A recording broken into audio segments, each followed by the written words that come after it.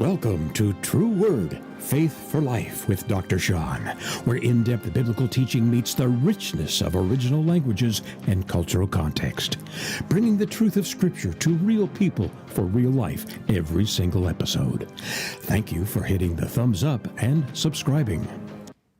Hey everybody, how are you doing? Well, you might be thinking. By the way, I'm just going to warn you right up front, if you're a new listener, today is a little bit different than what we normally do. Occasionally, I will do geopolitical stuff. I will do anti-terrorism stuff. You'll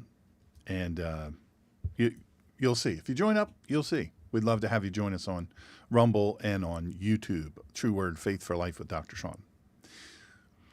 Today's going to be different. Today is controversial, and it follows on. It really should be a part two of an episode I did, which is available. It has to do with the truth about Palestine, and I've done some on Islam, explaining what you don't know about Islam. Those are all free. They're on a Rumble platform. They're also on our YouTube platform, both under True Word, Faith for Life with Dr. Shawn. So welcome to everybody. Welcome to everybody in chat. So good to hear you. I hope you got to listen to yesterday's episode. Boy, was that a mess. Trying to fix that. I did a technical thing that I should not have tried without practicing it.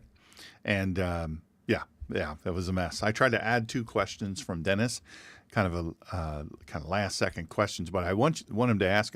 I tried to change the podcast to include those questions, and I had go back in, and it's all a big setup thing. It's a lot more to it than you would ever believe. I mean, it's crazy.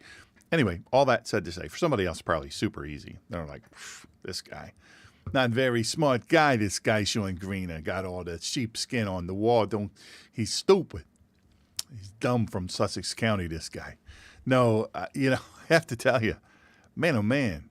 I didn't realize if you change a little thing, it changes everything. Got to redo everything and all that stuff. So we had to recreate the episode in just a couple of minutes, and then go on live again. So if you missed it because of that, I apologize. I'd love for you to see it. Broken stones. Tough. It's a tough one. But a beautiful one. So let's see. All right. Let me see. Dennis, see, I just told on you. Okay. Let's see. All right. Let's see what we got going here. Got a lot of people texting me here, and I hope everybody's all right. I hope everybody's all right that's listening. God bless you. Everybody's got their struggles. But that's life. Life is a struggle. So, okay, one thing I wanted to kind of ask the audience, a couple things, 2 questions really, is the Se'arat Hashem Olam, or Olam, depending on how you which word you want to use in Hebrew, where I did 5 or 10 minutes at the beginning of episodes. And maybe I should do them at the end. I don't know. For those that want to hear, I'd maybe do them at the end. But I wanted to know, I haven't done them in a while because I didn't get any feedback on doing them. I did them for, maybe a month or 2. And that's where I go in deep on some geopolitical stuff, events around the world, current events, stuff that's happening, in the United States, stuff that's happening around the world, and the implications therein, drawing on my weird experience and expertise. I didn't get a lot of feedback on it, so I stopped doing it. Didn't get a lot of feedback on, hey, stop doing the Se'arat Hashem Olam. So I'm just going to ask outright, is it something worth doing? I put a lot into it, and if it's a waste of your time, I don't want to waste anybody's time. I want to be the podcast you just can't stand to miss, right? Mondays at 10 a.m., Fridays at 6 p.m., and Sundays at 3. I want to deliver what is a blessing and what is useful to you. So just your feedback, I'd love to have that in comments, or you can email me at smgreener@gmail.com. Put them in comments. Engagement is good, pushes you up in the algorithm, all that stuff. Also, thumbs up, good. If you're not a subscriber, click on, if you're listening on X or Facebook or LinkedIn or Twitch or any of those places, go to Rumble. Go to both. I mean, it's free to do both. Go to both, Rumble and YouTube, True Word Faith for Life with Dr. Shawn, and become a subscriber on YouTube and a follow on Rumble. That would be super, super, super awesome. Anyway, Rumble's a less restrictive platform than YouTube is. I don't know that YouTube will allow this. So as this comes up and I do it live, I don't know that the whole thing will be played. Now, I'm not some big person. I have 3,000 subscribers here. I'm not some big influence, but they'll shut you down and shut you off. No problem at all. They'll deplatform you. I don't make any money so far off of this, even though I have reached the 1,000. I haven't met the other requirements that they have. So I don't know that if I have, it's like $1. You know what I mean? It's a micro amount. So you need to have massive numbers of subscribers and views and all of that in order for it to make any financial sense. So I keep pushing, hoping to be relevant and useful to you folks. So every now and then I'll do an episode like this, which is as the result of questions that people have. Now, if I were to do a Se'erat Hashem Olam today, I would talk about Iran and Israel. And I would explain to folks, I would help them understand that this is not a recent conflict. This is a conflict that's been going on for a very, very long time. And Iran is Persia, and that's what it is. Iran is Persia. But I want to be clear, the people of Iran don't want this theocracy. They don't want this horrible. They don't want all this stuff going on. They don't want this. They don't want this. They want to be free. They want to go back to how they were before 1979. They don't love it. Just like the people that are dealing with the Taliban. They don't like it. They don't like it. They hate it. They want to live free, especially the women. Women want to live free. The girls want to go to school. They want to have jobs. They don't want to run around in a burqa. They don't want that. They want to be free. They want freedom. But it's up to them to fight for it and win it. Now, in this case, I want to be clear here. If Iran leaves Israel alone and they stop doing all their terrorism and all that stuff, because they're the number one world sponsor of terrorism, nothing happens, right? Nothing but peace. Peace happens. I shouldn't say nothing happens. Peace happens. But if Israel just stopped dealing with Iran, and they've been very hands off, quite frankly. They've been very, very hands off. Now, having worked with Mossad, I can tell you they make the agency look feckless. By comparison, no comparison. The Mossad is like the super CIA, and fantastic. They're really incredible, highly effective, and so. If they stopped all that, if they stopped doing all the intel and all the stuff they're doing to protect themselves, not just against Iran, but all the other places that want to kill them, countries the size of New Jersey. That's how big Israel is.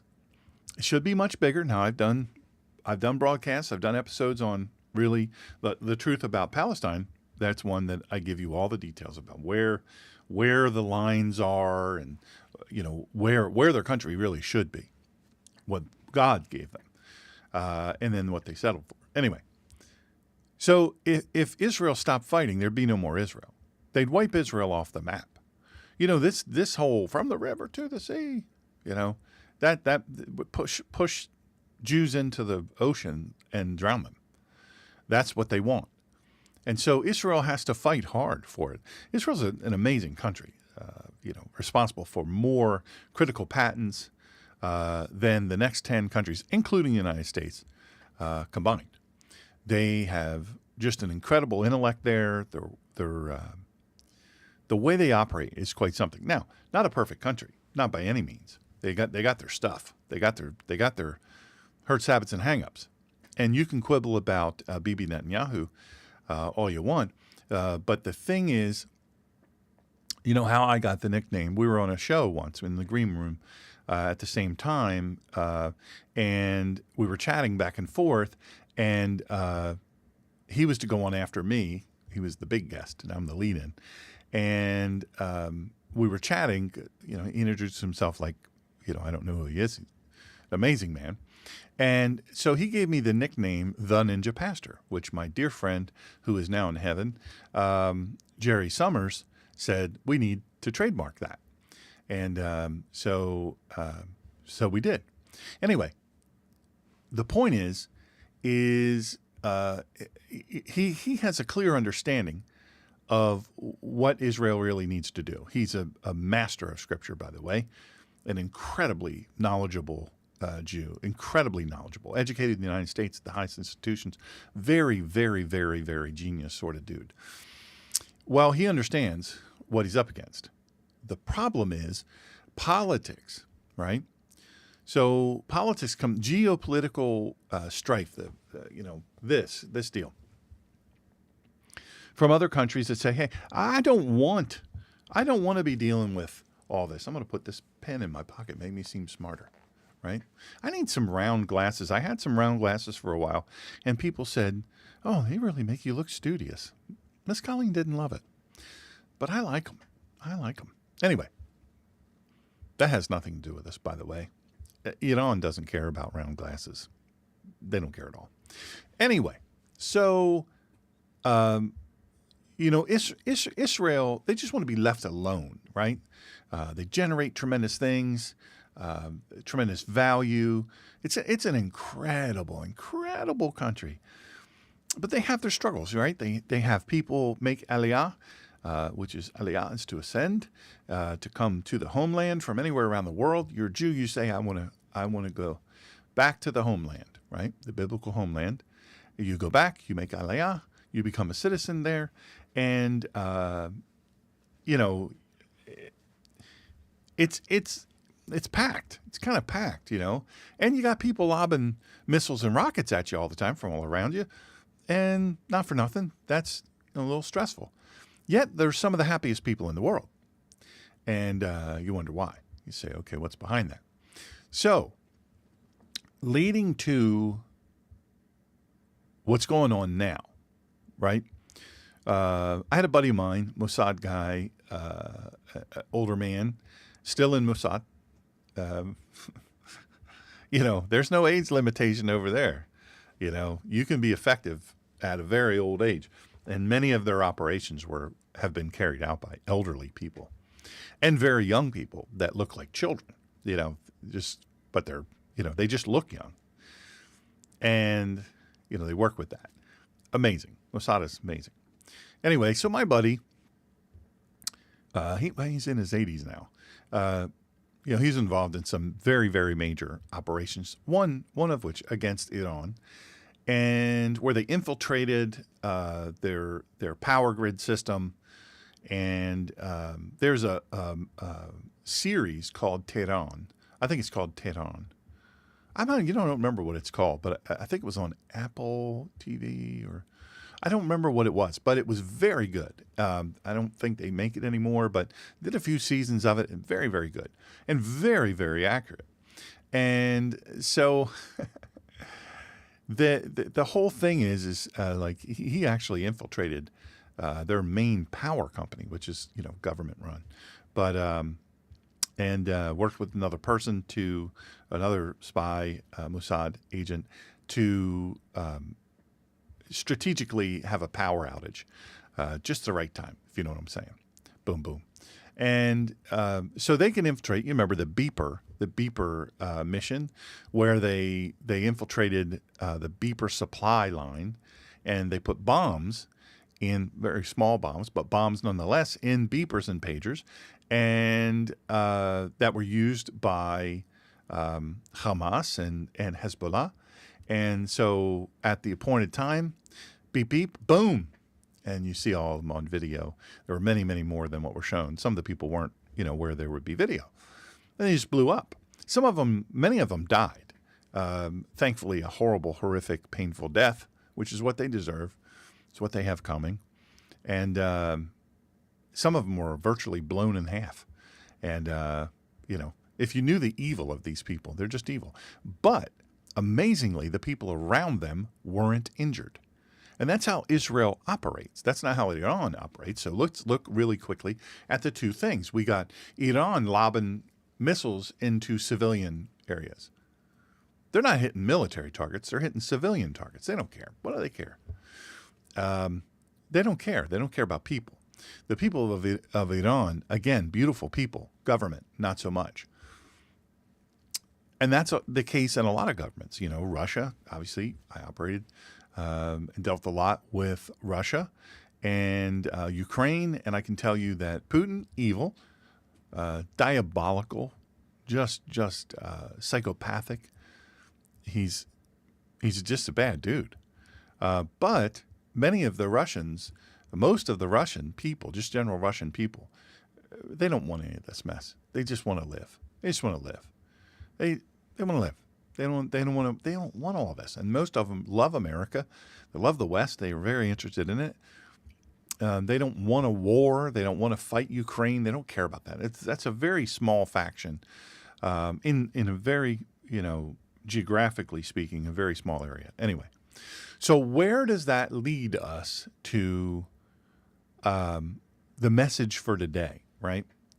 So you might be thinking, so what if Mecca isn't where Islam says it is? Now, that may be the first time you've ever heard that Mecca isn't where Islam says it is, right? You may have never heard that. You may have never considered this Mecca thing they keep talking about in Islam.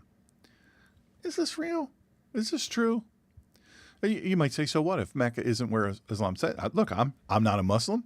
I've got bills. I've got stress, and I'm living in a world that's falling apart.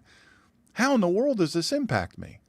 Well, because, and here's how. I mean, this is as simple as it gets. Because truth, objective, historical, unchanging truth is under attack. Capital T, truth is under attack. And when a religion commands allegiance from nearly 2 billion people, go back and listen to my episode, The Truth About Islam. You really listen to it. And then listen to The Truth About Palestine. You're going to start to see, hey, 2 billion and growing. That number's a little low. And growing super fast. Rests on a false foundation. By the way, remember what I said about religion. Islam is not a religion. It is a RPM. All you have to remember is RPM, religious, political, and military ideology. It's not a religion. It was fabricated for a purpose, right? And cloaked under religion. Anyway, listen to that episode. I'd love for you to hear that and love your comments on it. Again, putting comments in, send me questions, absolutely, smgreener@gmail.com. Send me those questions 100% and for sure. I'd love to have your questions. You know I'd love it. But also put them in comments to the extent that you can. Put them in comments because comments are engagement. That's what we need. And I'll respond to you in comments, but I'll also respond to your email, smgreener@gmail.com. By the way, if you're watching on Rumble or YouTube, right there, see that OCR code? The code right there with all the little blah, blah, blah. That is the code, the direct link. You put your phone over that camera, being your camera. It doesn't matter if it's an iPhone or Android camera, and you'll see a little link pop up.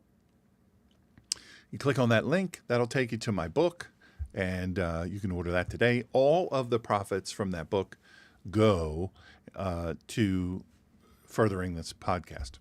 It's a new book, and we'd love for you to have it. And let us know what you think of it. Review's pretty good on it.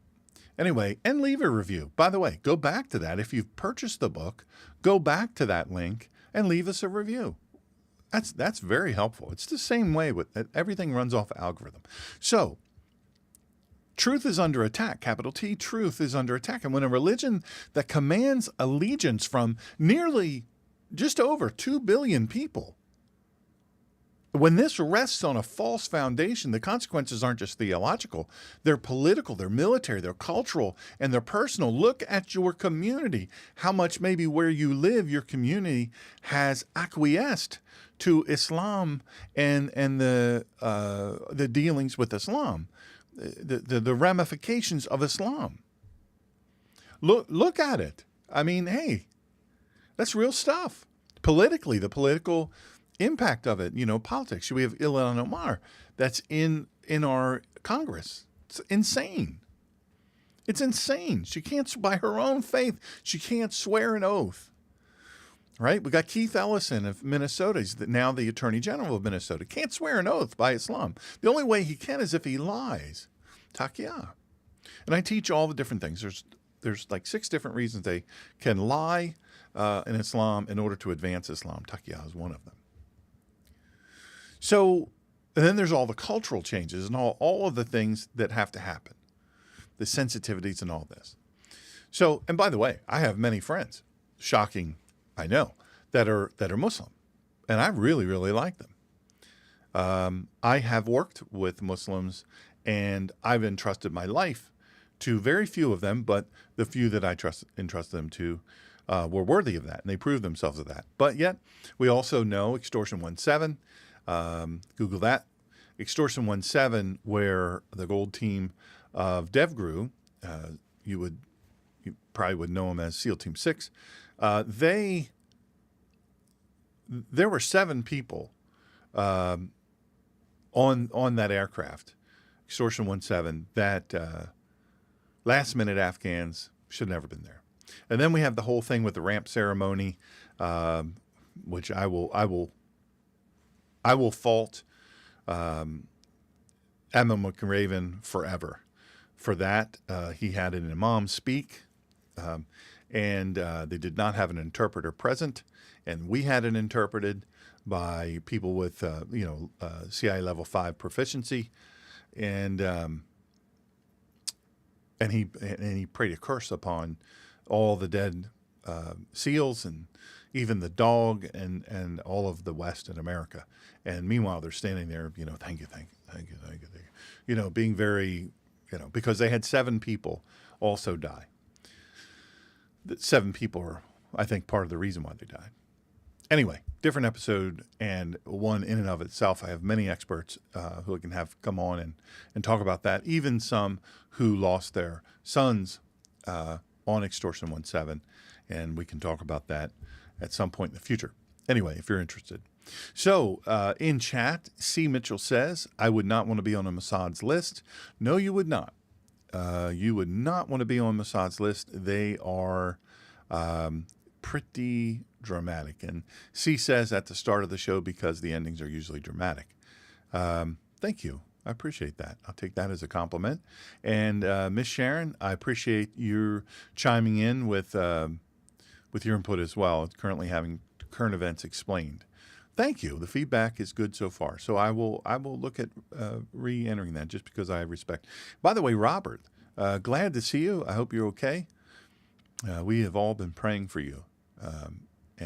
By the way, I was privileged to sit next to Miss Sharon yesterday in church at the Virginia Creek Campground Chapel, and listen to my friend Jason preach.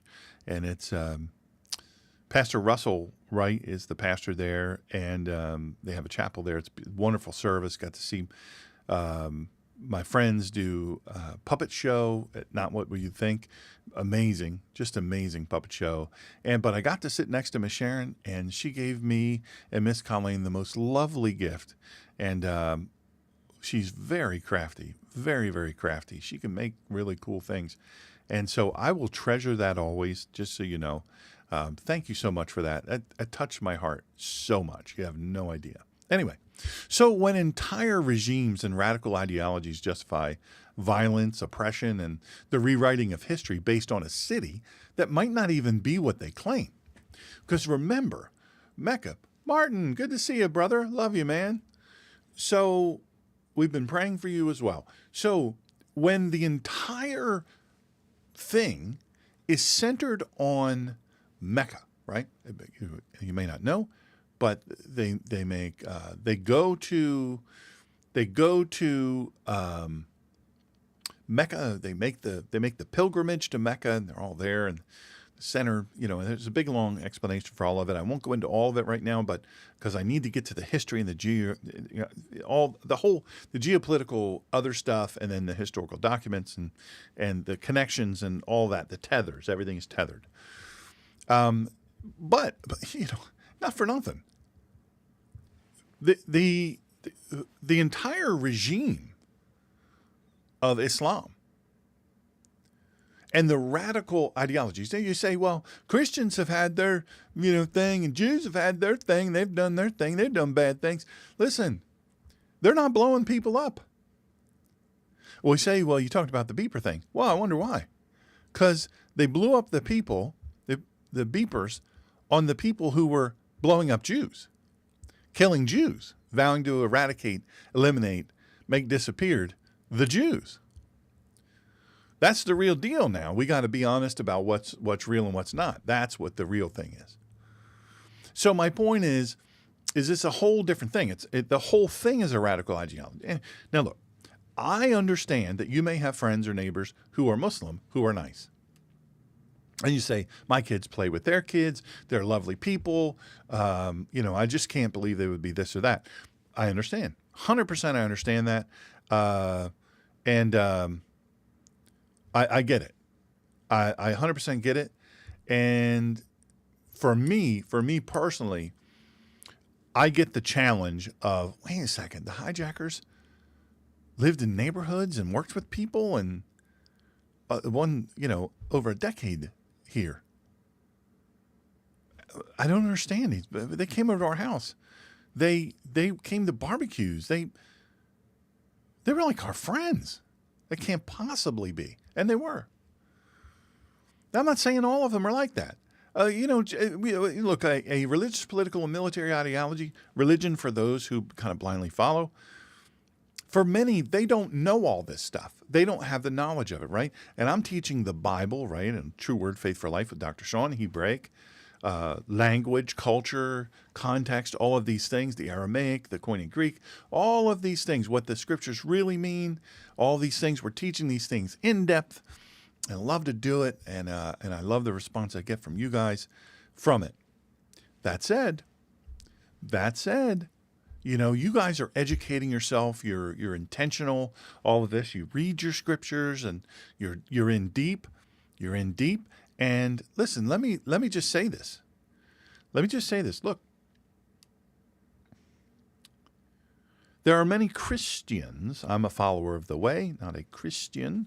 However, there are many Christians who don't read scripture, who don't pray, who don't seek the truth and dig in deep into the word and try to learn. They just kind of go along. They kind of do the thing. It's the thing we do. I get it.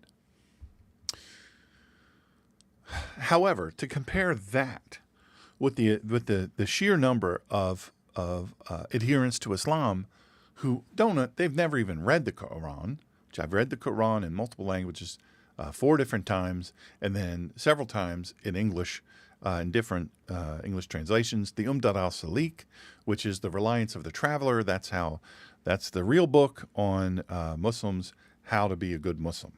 If you read that, it's quite eye-opening. Today's episode is heavily researched, obviously not just my background.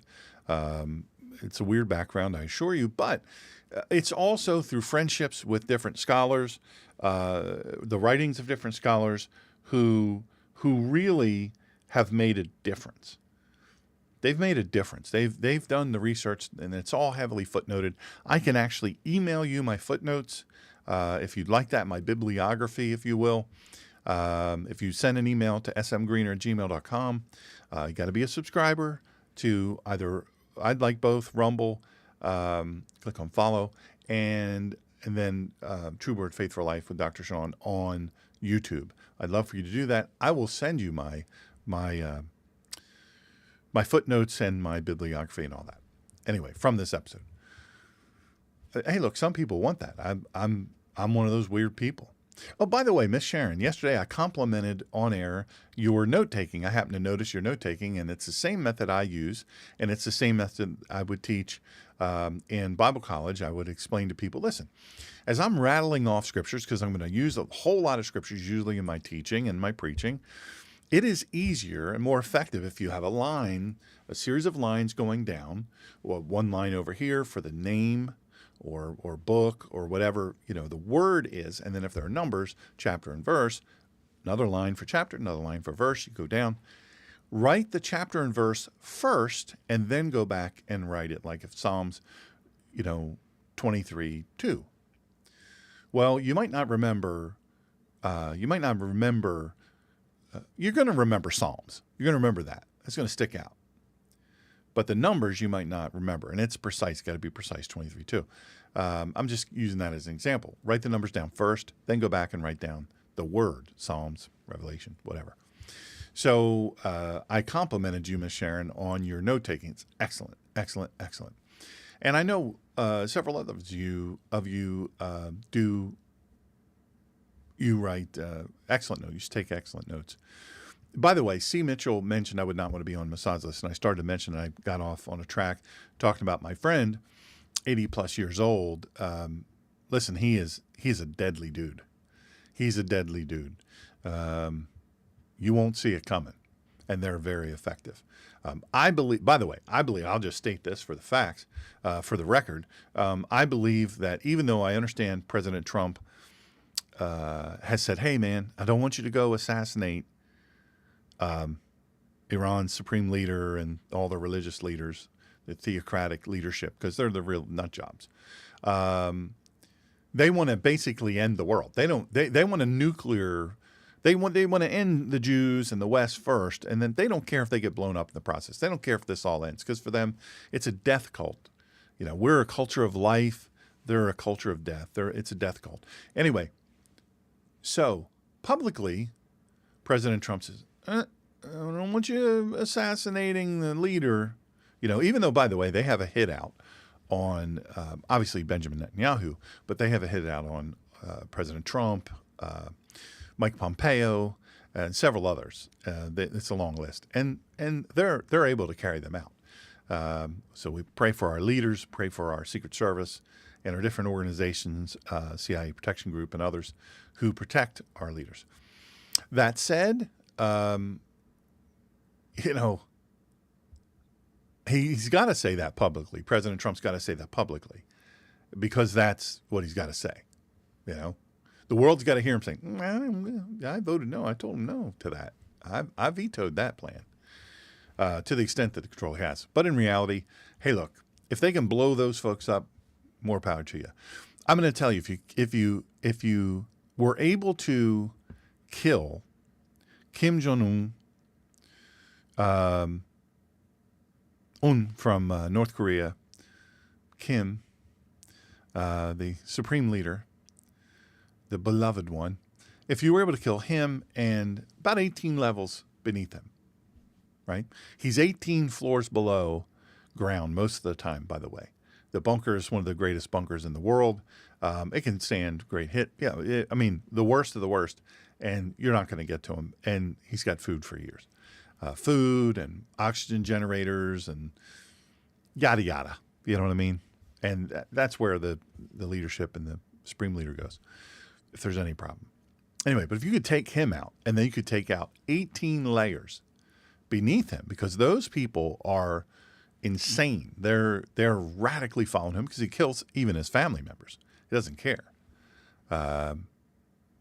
Nobody's safe. So, but those people are completely all in. And so you have to kill them. Unfortunately, that's how it works. I'm sorry, if it hurts your sensibilities, and I get it. Well, same way in Iran, same way in Russia. You have to take out not only the leader, but you've got to take out many levels beneath them in order to get to the people who are just following because they need a job. They need a job. They need the money they get. They need the apartment. They need their family to have the ability to live in relative peace. And they're just working. And when you see the leaders and all those levels beneath them fall, then what happens is the country takes over. And that's how it is in Iran. We had very much had the chance to do this under the Obama Biden administration, and we didn't. Biden and Obama bailed. They left him hanging. And many of the great resistance there in Iran were murdered because of it. And that's on Obama. So all of that said to say, when the entire regime and the radical ideologies that follow those regimes, that characterize those regimes, justify violence, murder, torture, rape, oppression, and, not for nothing, the rewriting of history based on a city that might not even be what they claim. You should care. You say, what's in it for me? You should care. This is what's in it for you because it's all built on fake, because they do. They're building empires on that foundation of Mecca. This isn't about mocking anybody's faith, by the way. This is about holding sacred claims accountable to sacred standards of truth. So let's get into it. So here's a question most people never ask because we're told not to. What if Islam's holiest site, Mecca, isn't what we've been told it is? And I mean that literally.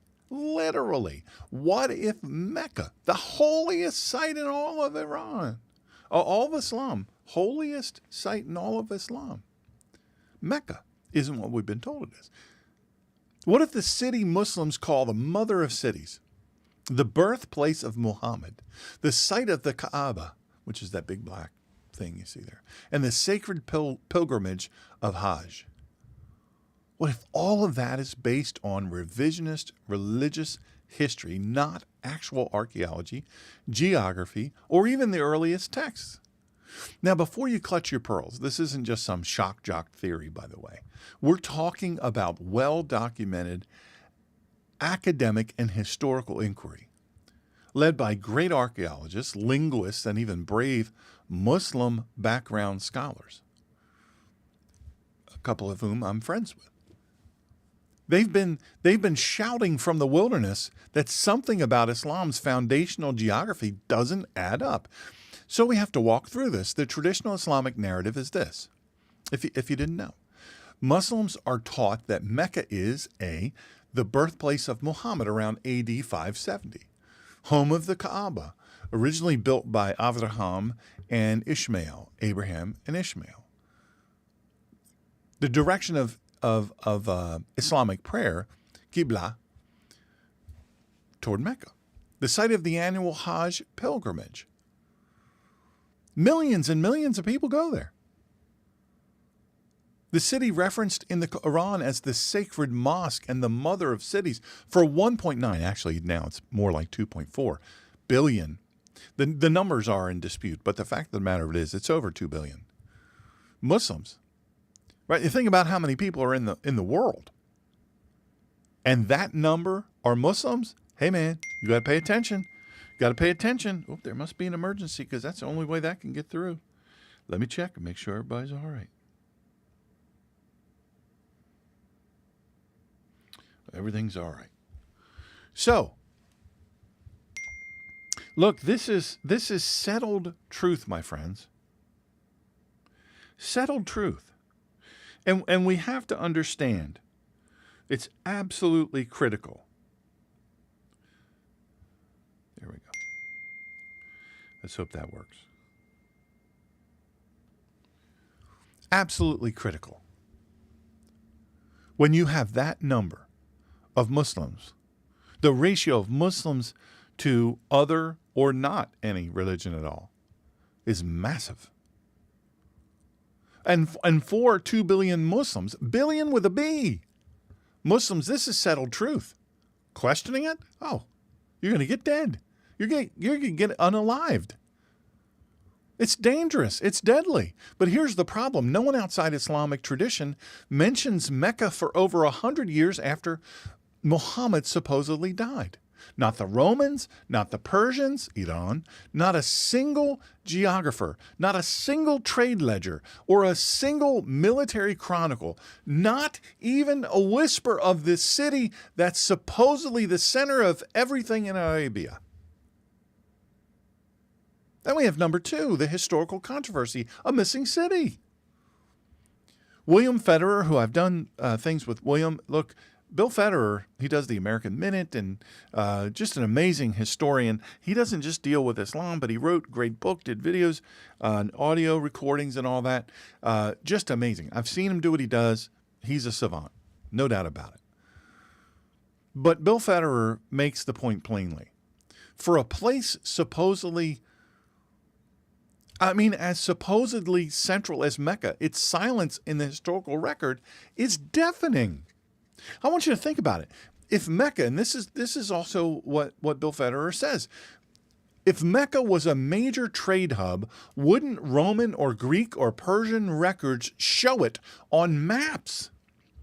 Or at least mention it in passing. Yet early maps of Arabia show other cities like Petra, Tema, Dedan, and Yathrib, which is Medina, but not Mecca. They show all those other cities, but not Mecca.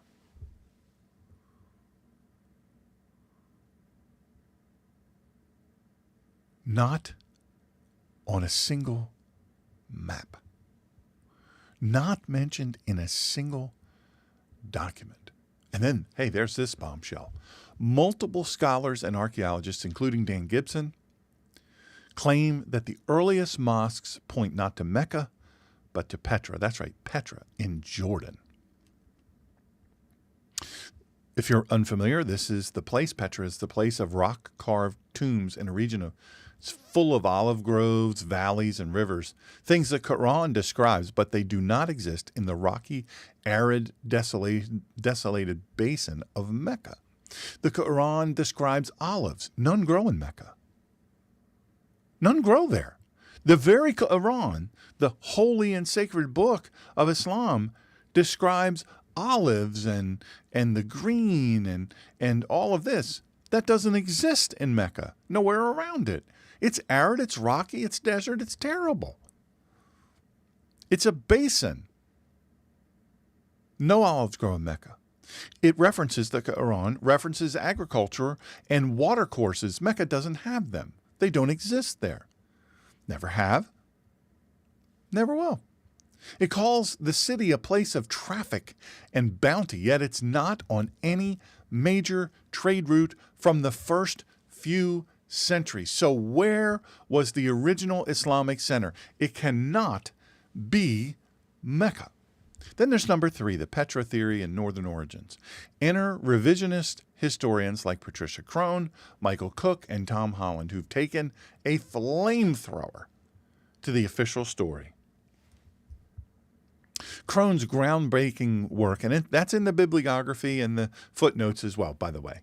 That's all in there. And if you send me the email, smgreener@gmail.com, I would absolutely love to send them to you. Crone's groundbreaking work with Meccan trade and the rise of Islam argues that Mecca wasn't a trade hub at all. It was obscure. It was insignificant and likely added into Islamic memory long after the fact. So you're looking at this and you say, okay, it was such an important area. Full of olives, full of greenery, full of water courses, full of all this advancement, and yet none of that was true. Wasn't true then, not true now. And then you look at it was the center of Meccan trade, and it was the basis for the rise of Islam. It wasn't a trade hub at all. It was insignificant and totally obscure. And it was added after the fact. Dan Gibson, through exhaustive Qibla analysis and satellite imagery, concluded that the earliest mosques from China to North Africa pointed to Petra, not Mecca. Then you have Tom Holland, who lays it all out in the shadow of the sword, the Quran's language, references, and religious context make far more sense in Syria or Nabatea, where Judaism, Christianity, and pagan cults were already mixing. And guess what? Even the Arabic of the Quran shows signs of northern dialects not Hijazi, which was the dialect native to the Meccan region. Are you listening? Here's number 4. Muslim scholars push back. To be fair, traditional Islamic scholars aren't silent on this. They're not going, well, it's interesting. It's interesting. By the way, people, you say something against Muhammad, you disagree in some way with anything in Islam, your life is at risk. This is not hyperbole. This is true, borne out by, so many murders, so much torture. This is real. You speak out against it, be prepared. Traditional Islamic scholars, they haven't sat on their hands. They say the Quran clearly speaks of the Kaaba and the sacred mosque. Oral tradition preserved Mecca's importance long before it was written down. The Roman and Persian empires ignored Arabia's deep interior, which could explain Mecca's absence in their records. Petra theories rely too heavily on ambiguous and archaeological evidence, and of course, they're offended. I get that. I get it. This cuts deep. Look, this isn't just a geographic claim. It's a theological one. But when your religion claims historical revelation, this is a centerpiece of your religion. You're opening the door to historical inquiry. That's what we must do. We must do it with our faith, and we must do it with Islam. You've got to have historical inquiry. Things have to match up. That's the cost of claiming absolute truth. Because remember, Islam is the only, and everything else are apostate. Everybody else is the infidel, and they're to kill everyone else. Even bad Muslims, they're to kill. So, number 5, if you're writing these down, why does it all matter? So why do we care? Why do we care? Why do you care? Why even talk about it? I'm going to get hate mail from this. I might get deplatformed from YouTube for it. Not kidding, not hyperbole. I've seen it before. Why even care about it? Why talk about it? Because if the Islamic story of Mecca is based on mythologized geography, then the entire narrative of Muhammad's call, the Quran's descent, and the Hajj pilgrimage is on shaky ground at best. My friends, that's not Islamophobia. That's archaeology and it's historiography. Bill Federer points out, and he does this if you've ever seen him lecture on this, if you ever get a chance, if he's ever anywhere near where you are and you get a chance to have him lecture, I'm going to try to have him on here. He's in very high demand. He's a very busy man.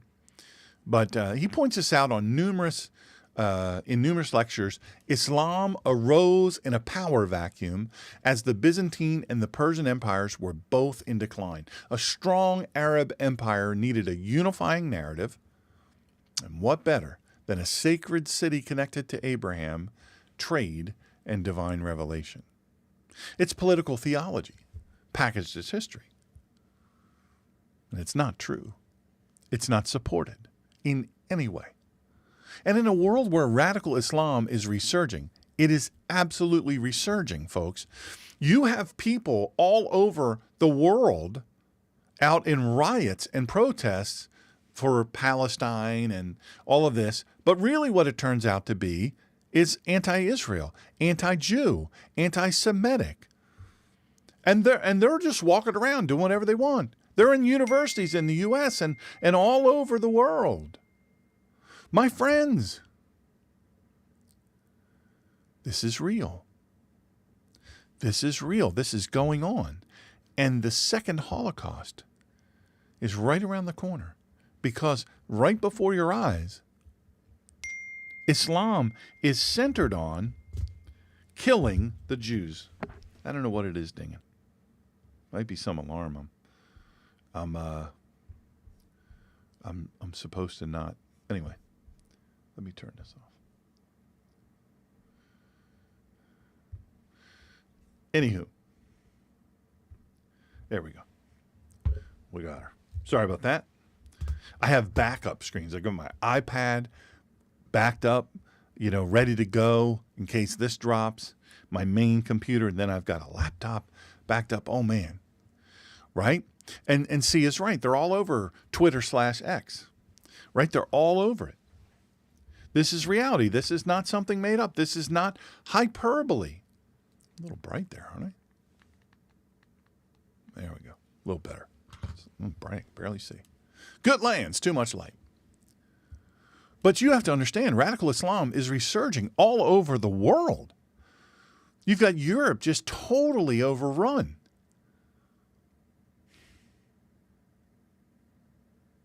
There's no attempt to assimilate. I don't want that. You're the infidel. I don't want to be like you. I encourage you, I can't encourage you more to watch those episodes. The Truth About Islam, The Truth About Palestine. What You Don't Know. It's titled as What You Don't Know About Islam, Part 1 and Part 2. All free on Rumble and also on the YouTube channel. And I explain all that stuff. It's real important to know. I talk about the cities in the United States that are run under Sharia law. You say, no, that's not true. That would be on the news. Yeah. There's cities in Michigan, Sharia. Anyway, it's indisputable. Radical Islam is resurging. You're seeing all of these things happening right in front of your eyes. Connect them, rightly connect them to radical Islam. It's so incredibly important. You got to do it. You got to make that connection. I know it's uncomfortable. You say, man, I don't. That's unpopular. That ain't woke. Radical Islam is supported by governments like Iran, Saudi Arabia, and Turkey. Erdogan is a nut job. Turkey's an amazing country, by the way. Bible's all over that. Saudi Arabia, hey, the Crown Prince appears to love President Donald J. Trump. The welcome he got is the welcome of the supreme leader. I don't know if you know that. A lot of symbolism, the hair whipping. I talk about that in those other episodes I mentioned, and in other places. I talk about that. The hair whipping freaked a lot of people out. That's a traditional thing reserved only for the highest level, even above the Crown Prince. That's what they treated him. That's what they treated Donald Trump. It's amazing if it's real. I don't know if it is. I don't know if it isn't. They want to work with the United States. They want to grow. He's progressive, whatever. I don't know. We'll see. Trust but verify. Look, we better understand. You had better understand the true roots of Islam, not just the tourist brochure version. There's this young lady, Itchy Boots, Norley. She is from Holland. She's Dutch. And she travels around. The name of her podcast is Itchy Boots, and I watch it. She travels all around the world on a motorcycle. And she went to Yemen. She's Saudi Arabia, all the places. But she went to Yemen. And she's written a book. And, the publisher has a book tour scheduled for her. I think it's going on right now in the United States. And so several weeks back, she did this post where she's like, I'm not going to go to the United States. I'm very disappointed, but I'm afraid. I'm afraid that they'll put me in prison there, that Trump will put me in prison, because of what's happening there. By the way, not. Because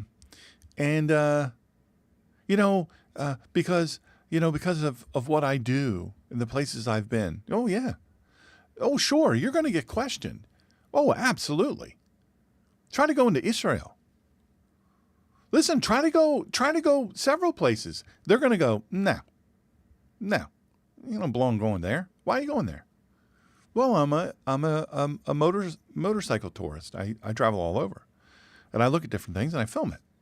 Which, by the way, her stuff is really good. Super liberal lady, but she keeps most of that to herself. Keeps her sexuality to herself. She doesn't do any of that. She just rides a motorcycle and talks about it. And great cinematography. She's phenomenally talented and massive following.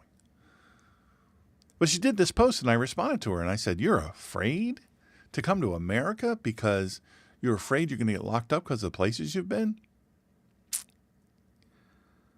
Afraid?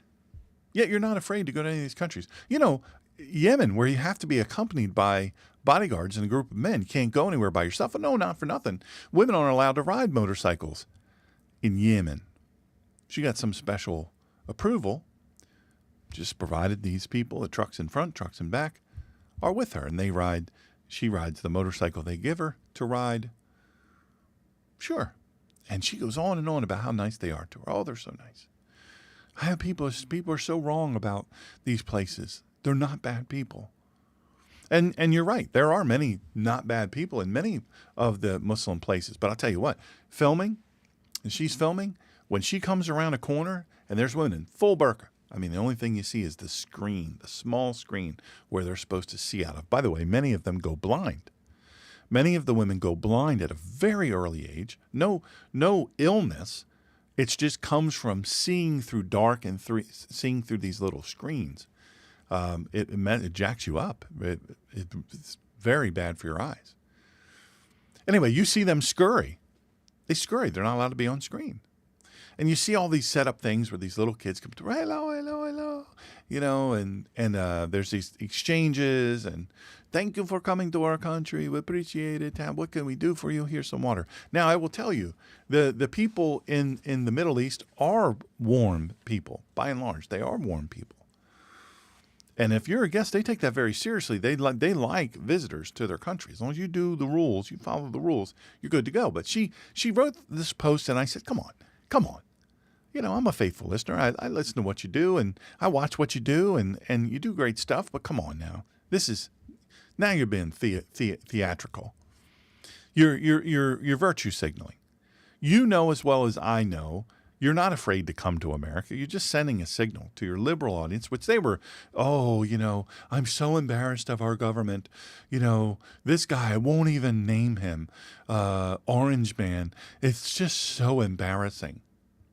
Meanwhile, he receives a king's welcome in Saudi Arabia. They're so embarrassed. They want to continue doing all the crazy policies that we've been doing. Come on. Itchy Boots, see, you're absolutely right. You took the word right out of my mouth. Sounds like Itchy Boots might be a useful idiot. That's true. And the fact of the matter of it is, she is doing her American book tour. She's on it right now. And the reason why is because her publisher, she can say, well, I reconsidered and I just figured, you know what? I'm just going to do it. No, your publisher who gave you an advance and everything she does is funded by sponsors. The motorcycle she rides provided. The care is provided. Her outfits are provided. Everything on that motorcycle provided. The helmet is a specially designed helmet for her provided.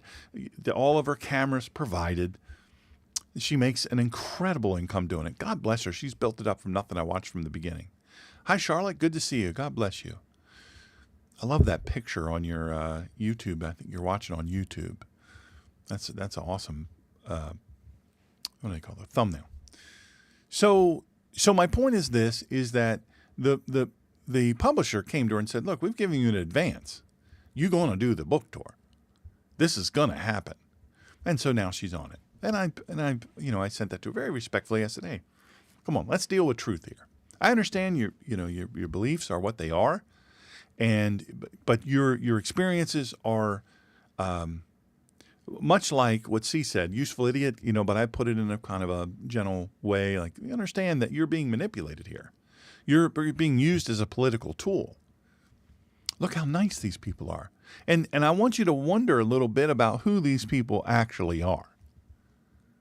In a country that's super poor, these people have cars, they have all these supplies, they have all these different things, and people just swarm around them, and just amazingly. Yes, seeing a woman on a motorcycle is a strange occurrence there. Why? Women aren't allowed, as I said. Women aren't allowed to ride motorcycles.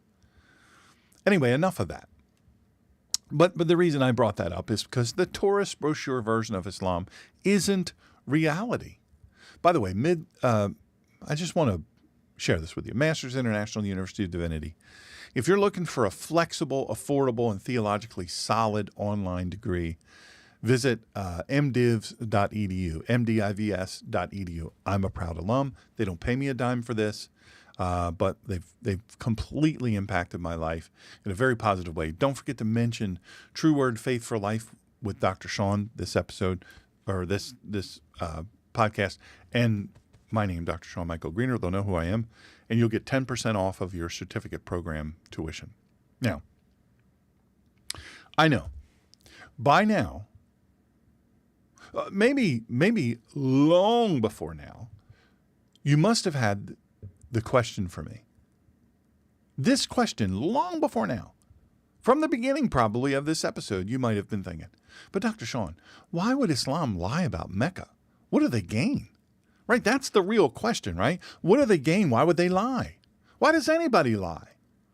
Why would anyone fabricate something so central to their faith? Why does anyone lie about something when they're already accepted for who they are and what they are? They don't have to make up some background or some skill set, or they add or embellish. Why? They're already accepted. You've already got the job. You've already got the welcoming. You've already got the respect. You've already got all of these things. You don't need to do it. Why would they do it? Here's the uncomfortable truth. Here's the truth. It's uncomfortable because it's hard to hear. Control requires a center. From the very beginning, Islam, like many rising empires, needed a unifying myth, not just a theology, right? Remember what I said. It's not just a theology. It's a radical political and military ideology. Islam is not a religion. It's a radical R, political P, militaristic ideology M, RPM. It's not a theology. It's not just a theology. It's not just a geography. It's a sacred origin story that would anchor its authority, consolidate its identity, and centralize its power. Mecca became that story. And if Muhammad's revelations are rooted in Mecca and the Kaaba is said to be built by Abraham and Ishmael, then Islam suddenly claims ancient legitimacy. It says, hey, Abraham and Ishmael built this. This is the center. And we come here. We make our pilgrimage, Hajj. We come here by the millions. If it does that successfully, it ties itself to the Hebrew scriptures. It hijacks Abrahamic heritage and positions itself as the final evolution of God's truth. But here's the problem. The history doesn't match. So why lie? To rewrite history, to revise history in their favor. Islam arose in a power vacuum between collapsing Roman and Persian empires. Anchoring their religious system in a sacred city gave the new Arab Muslim empire divine legitimacy. It's a political move wrapped in religious clothing. To manufacture continuity with Abraham, by claiming Mecca as Abraham's legacy and Muhammad as his spiritual successor. Understand, this is what the claim is. Hey, here is Abraham's successor, Muhammad, the child rapist, the pedophile, the 9 years old.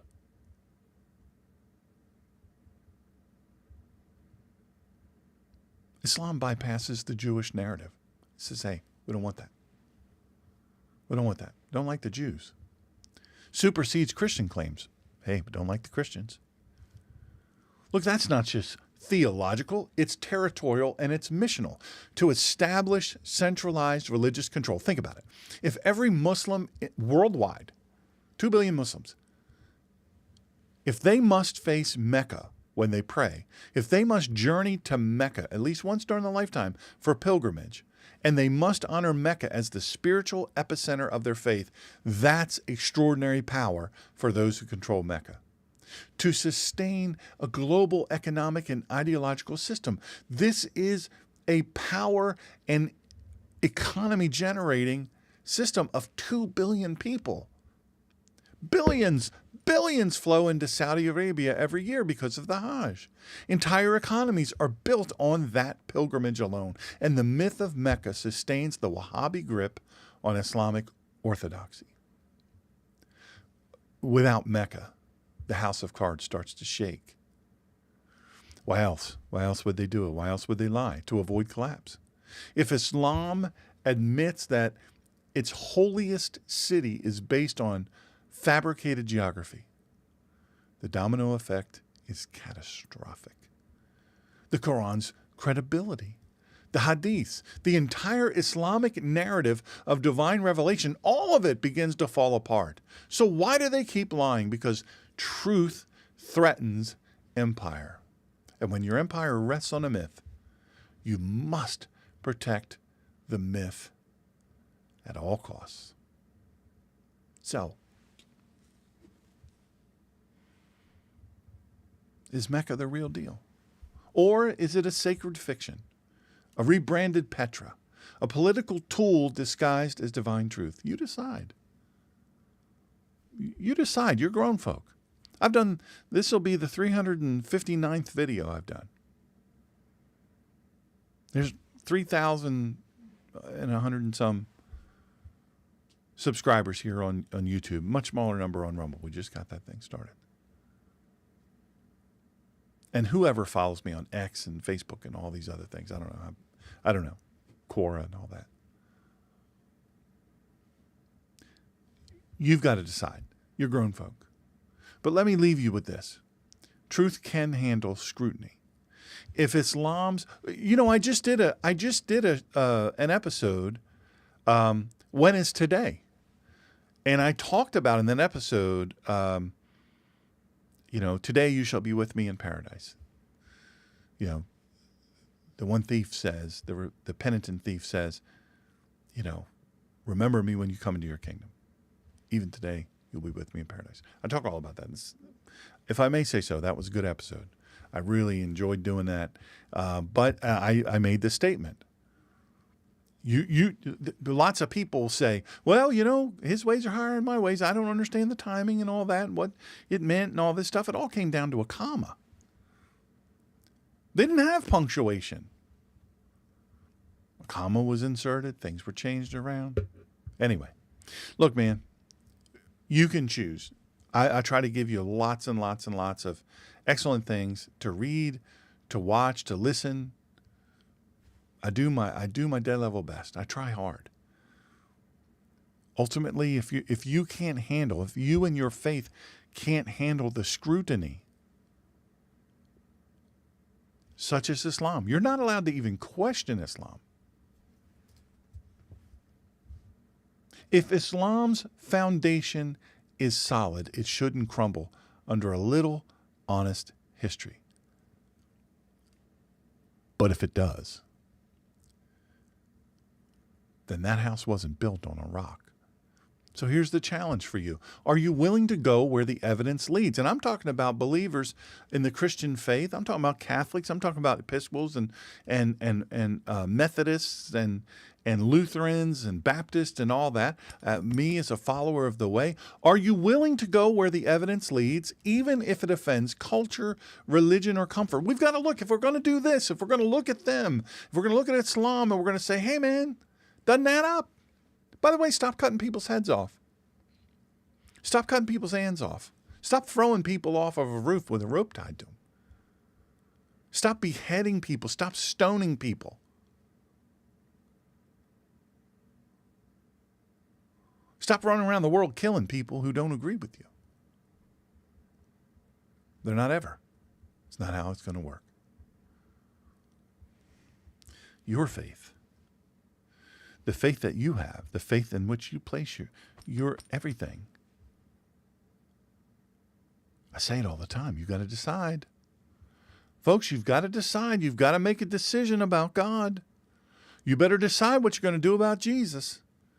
Yes, well, you've got to decide what you're going to do about this faith. But one thing you can't do is you can't sit on a fence. Because he's coming back. He's not coming back as a baby. And when he does, time's up. When your time is up, You had better have confronted these challenging things and the dilemma of faith. I have decided to follow Yeshua. You can pretend that all of what I've taught prior to now doesn't matter, and you can go on with your day. I want you to go on with your day. I want you to have a wonderful day. My goodness, I don't want anybody to have a bad day. Or you can face the uncomfortable truth. Arm yourself with knowledge and stand on a rock that won't shift beneath your feet when the world starts shaking. I would encourage you, not because it does some big thing for me, because it doesn't. I would encourage you, share this episode. Share it with people who've been fed the sanitized version of history. Why? Because truth matters. Matters to me. It matters to you. Thank you so much for listening. Thanks for tuning in to True Word, Faith for Life with Dr. Shawn, teaching the Bible as it was meant to be understood for a life that truly matters. Join us next time for more life-changing truth.